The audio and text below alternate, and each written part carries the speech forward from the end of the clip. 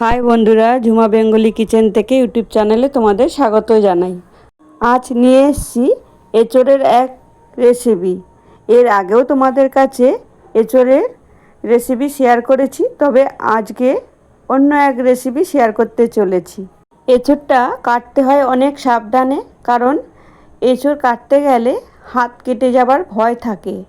দুই হাতে ভালো করে সর্ষের তেল লাগিয়ে নিয়ে এঁচোড়টা কাটতে হয়, কারণ ওই এঁচোড়ের আটাটা হাতে লেগে যায়, আর তেল লাগানো থাকলে আটাটা হাতে লাগে না।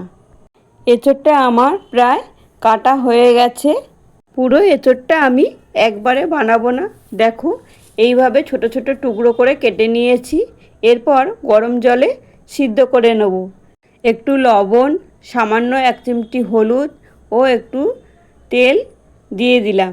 এখন এঁচোড়গুলো ঢেলে দিলাম, দিয়ে নেড়ে চেড়ে ঢাকাও দিয়ে দিলাম। ঠিক 10 মিনিট পর এঁচোড়টা দেখি ফুটে গেছে আর সিদ্ধও হয়ে গেছে। এরপর আমি নামিয়ে নিলাম। এঁচোড়ের রেসিপিটা বানানোর জন্য আমি এঁচোড়টা সিদ্ধ হয়ে গেছে, এখন ঠান্ডা করে নেব। এই ফাঁকে পেঁয়াজটা কুচিয়ে নিলাম আর এঁচোড়গুলো ম্যাশ করে নিয়েছি। দেখো এরকমভাবে ম্যাশ করা হয়ে গেছে। এরপর কুচিয়ে রাখা পেঁয়াজ, কাঁচা লঙ্কা ও কারি পাতা দিলাম, দিয়ে ভালো করে একটু মেখে নিলাম। এরপর দেবো একটু ময়দা ও বেসন।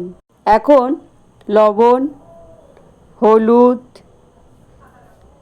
লঙ্কার গুঁড়ো, চিনি, একটু ধনে জিরে গুঁড়ো, একটু গরম মশলা ও আদা রসুন বাটা দিয়ে ভালো করে ম্যাগনেট করে নিলাম। এখন কড়াইয়ের তেল গরম হয়ে গেছে। এরপর আমি ম্যাগনেট করে রাখা এঁচোড় এইভাবে পকোড়া বানানোর জন্য শেপ দিয়ে দিয়েছি, আর এখন এক এক করে তেলে ছেড়ে দিলাম। উল্টিয়ে পাল্টিয়ে এইভাবে ভেজে নেব। দেখো একটা সাইড আমার লাল লাল করে ভাজা হয়ে গেছে। এখন দেখো পুরোই ভাজা হয়ে গেছে। এরপর আমি তেল থেকে তুলে নিলাম। তবে বন্ধুরা, তোমরা তো এঁচোড় অনেকেই অনেক রকমভাবে খাও, তো এইভাবে একদিন বানিয়ে খেয়ে দেখো। সন্ধেবেলা চায়ের সাথে কিংবা গরম গরম পকোড়া আর সস খুব সুন্দর লাগে। ভিডিওটা ভালো লাগলে একটা লাইক, কমেন্ট ও সাবস্ক্রাইব করার অনুরোধ রইল। ভিডিওটা এখানেই শেষ করলাম। ফিরে আসছি আবারও এক রেসিপি নিয়ে।